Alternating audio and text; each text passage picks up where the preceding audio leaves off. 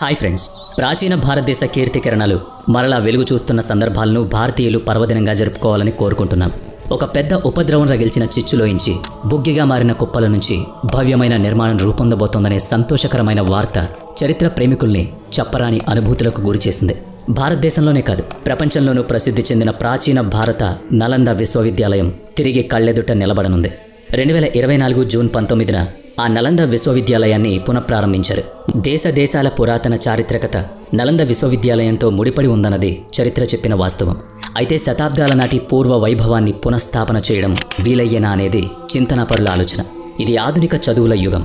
శతాబ్దాల నాటి విద్యా విధానం ఇప్పుడు లేదన్నది వాస్తవం. మరి నలంద విశ్వవిద్యాలయ పునరుద్ధరణ తర్వాత ప్రపంచ దేశాల నుంచి విద్యార్జన కోసం వచ్చేందుకు వీలుగా మహత్తరమైన చదువుల బోధన ఇక్కడ జరుగుతుందా? ప్రపంచ ప్రమాణాలతో సరితూగేలా ప్రాచీన కీర్తిని తిరిగి సాధించేలా ఏం చేయబోతున్నారన్నది ఆసక్తిని కలిగిస్తోంది.